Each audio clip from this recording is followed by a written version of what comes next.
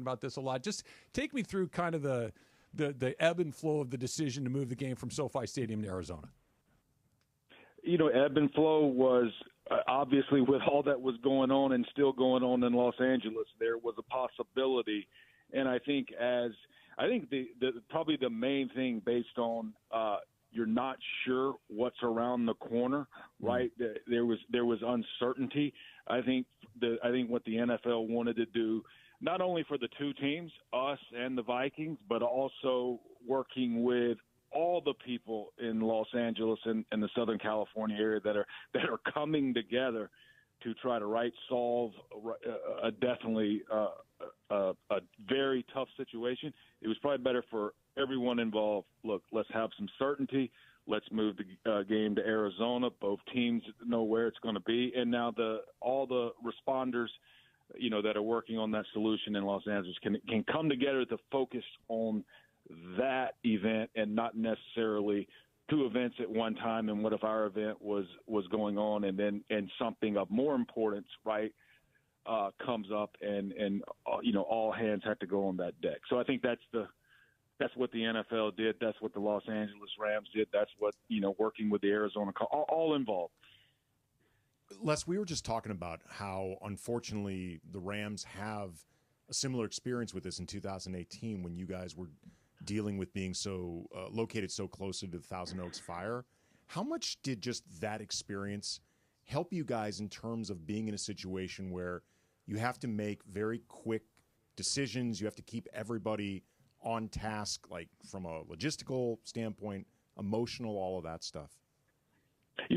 I do think that experience, that experience was beneficial. We've done it before. We've seen what it was like, what it would take, and we also learned some of the benefits of that. Like, fortunately for the majority of the organization, right, we've only been disrupted. There's been a lot of devastation, and there has been some individuals that work with us that are going through more than some, right, based on the loss of the house. For the most part, there was disruption. So I do think, going through that, knowing, hey, what we can do is move a team. And what the positives of that trip back in 18 and even now is, okay, when you do have a lot of families that are having to evacuate, right? So when we decided to let's call it, try to get a practice in, take the families to Arizona, that was when the fire, and I forget what it was called, maybe the Kenneth fire was starting, erupting, and that was going to really, really displace a lot of our coaches, staff, players. So we're up to 30, 40 people now that are, trying to find hotel rooms to go. Well, it was like, you know what, we're going to Arizona anyway. Let's pack up the team. Let's go. That solves a lot of things. And it also, as I think Kevin Demoff has tried to say, it opens up hotel rooms in the area for others that are displaced or maybe going through a little bit more of a tragedy than we are, because we're just evacuating in hopes that something doesn't burn down. So I think that helped. Here's what we did learn in 18 is there is an element when you bring everyone together. The positive is all of a sudden late in the season, when you're ready to get your stretch run, there's that bonding element of bringing everyone together. And we're focused on football, focused on a little bit what's going on back home. But a lot of teams don't get that, right? A lot of teams, just, hey, going about their normal routine.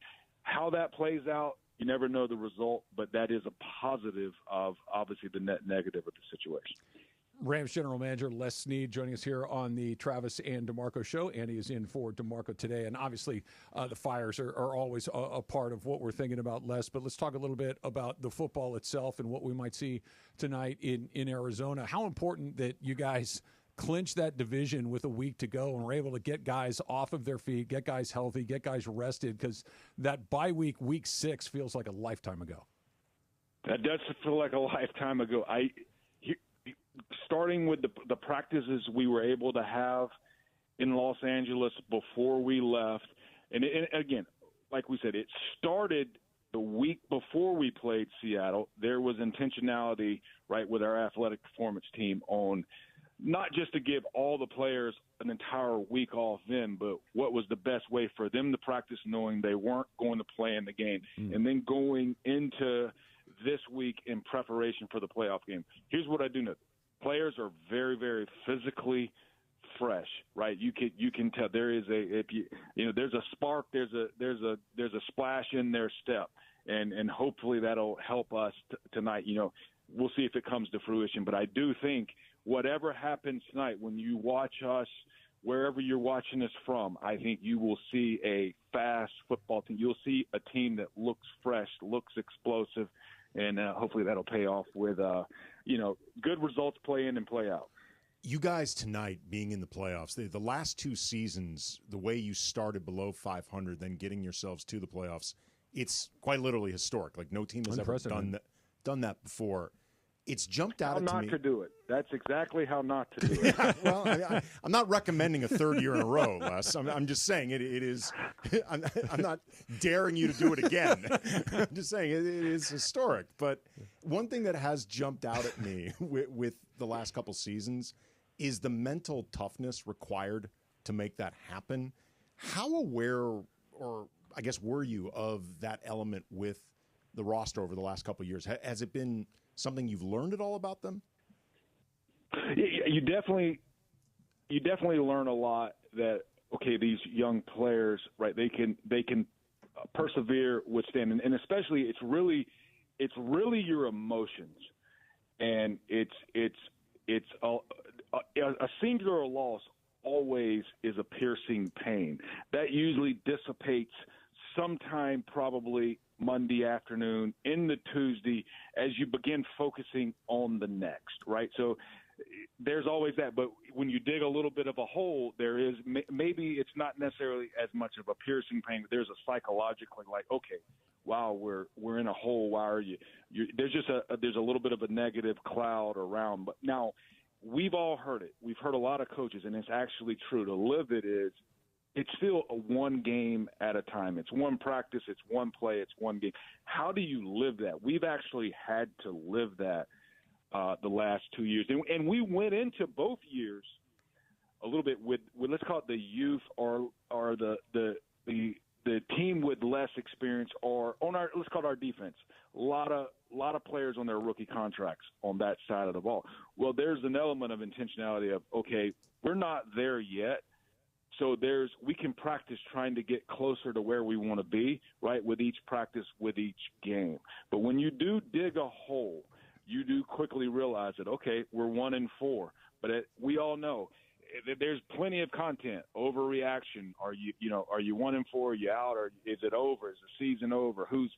But what is the fact is, we won't know until really week 17, week 18 on who makes the tournament, who wins the divisions, who gets home field, and all that. So if you can, I think that's what we've learned and been able to practice is the team has been able to withstand psychologically, right, the ebbs and flows of digging a hole, of getting out a loss, of having to respond, right, and things like that. So that's very important when you're going through a season that starts in late July and basically ends in early February. That's a lot of months. There's a lot of life that goes on. We've seen that this week, right? All of a sudden, wow, there is historic devastation in Los Angeles. That was not in the, let's call it the manual coming into the season, but you have to go through those things. General Manager of the Rams, Snead, joining us here on the Travis and DeMarco Show. So when we flip on our TVs tonight, for those of us that are not going to get a chance to go out there, what's it going to look like, Les? I mean, I read that they're going to paint the end zone Rams colors. They're going to put the logo at midfield. But how do you try to make Arizona feel as much like Southern California as you can and try to create whatever advantage you might have? Because you earned the advantage of playing a home game by winning your division. I think I give the Arizona Cardinals organization a lot of credit. Michael Bidwell from the top on down to all the staff that helped us. They tried to make it home away from home. I haven't seen the field. I did catch a little bit of local news last night as that playoff game was ending, and I could see they have that grass field that they kind of roll in. Mm-hmm. So I definitely saw the Rams colors, which is kind of surreal. I know the stadium probably is still going to have maybe red seats in there, things like that. Here's what I learned from our ops teams yesterday to show you the nuance that the organization's trying to go, or the links they're going through to make this feel like a home field. Is we flew the Mariucci, I'm going to pronounce it wrong. Y'all get it right for me. Mariachi. They flew in yesterday on one of our charters. I did hear that each umbrella had its own seat. So that's the nuance, the level of detail the organization's going through, starting with them, everyone else, to make this feel like a home field. Here's what's going to make it a home field advantage, and looking at some of the ticket sales and some of the data is, it does seem like there are a lot of Rams fans, That's people great. who want to come and pull for the Rams that are going to be here. And I think if that's the case, wow, it will, that's the main thing, right? Is when we have momentum, when we get momentum, they're loud, and obviously fuels some of that momentum to hopefully keep progressing toward a result we all want if you're a Rams fan. It wasn't lost on me, Les, that the Cardinals doing this for you guys, this is a divisional rival. And, there have been a lot of heated games over the years between you guys, that the Bidwell family would put that stuff aside for something that is bigger than the league, bigger than all of us. It's pretty cool. Yeah, that is really cool. I think look, if we all could have it all over to do again, right, the fires wouldn't have happened. They wouldn't have gotten out of control. I think in these instances, the neat thing, and people can talk about the devastation, and it is really, my brain truly really can't comprehend it, right? When you look at it, it's like, wow, that looks like that. It truly looks like war scenes type pictures. But what you can feel and notice is no matter your little differences, even larger differences, hey, we're division rivals, and that goes with everyone in LA. You do see, right, let's call it from a big picture, from a macro standpoint, a lot of people with differences that work together, that come together, that are forced to come, that actually want to do their part in helping, stop that devastation, get it under control, and then, of course, beginning to rebuild it. So that's the neat thing you always see a lot of times in these cases is, I'm not saying it takes that to bring everyone together. I just think because something of that magnitude is being covered, you do notice that, wow, there is a lot of people in Los Angeles and even in Arizona with us.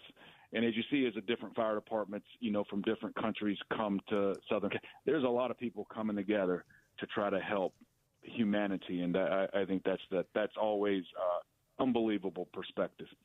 Rams General Manager Les Snead joining us here on the Travis and DeMarco show. Andy's in for DeMarco. And, you talk about coming together, Les. I know that's been a priority for the Rams since they came back to Los Angeles in 2016 to be involved in the community. I saw a number of the LAFD shirts with the Rams logo on it as well. If and maybe these are still in the works, but what is the plan for the Rams to help the community, to get involved with the community after what's happened over the last few days? I think from a macro point, I think there's still some nuances, some level of details on where our resources are needed. Mm-hmm. I know there's been some money donated at a macro level to the, let's call it the Los Angeles Fire Department Foundation, and I'll be the first to say I'm not sure exactly how that money's used, but I do know. I think focus number one is we got a game to play. Now we got to move a game. Now let's go move and play that game and then come back. But our group, starting with Molly and her group in community relations, Molly Higgins, and I know it starts at the top with Stan, Kevin Demoff, being a part of the community, being where you're needed, trying to do your part. Because the neat thing is the football team, Stan Kroenke may own it, but at the end of the day, it's the Los Angeles Rams. When you look at the standings, when we're on Monday Night Football tonight, it's going to be the Los Angeles Rams. So this team is the community's team. So it's bigger than just a sports franchise. It's got its roots in the community, and I think most franchises like ours will do their part to make an impact when it's needed. Les Snead is the GM of the LA Rams. They, of course, are taking on the Minnesota Vikings tonight at 5 o'clock. That is on ESPN. Pregame show will start right here. Myself and Kirk Morrison. We got you started at 3 o'clock. Les, under far from ideal circumstances, I know. Thank you for coming on, and go Rams. We'll talk to you soon. Okay, appreciate y'all having me. And, Jack, you are back on the air. Talking a little absolutely. sports, as I'm sure you blend in the disruption and devastation going on. But Jack, for y'all, for sure. Absolutely. Thank you, Les.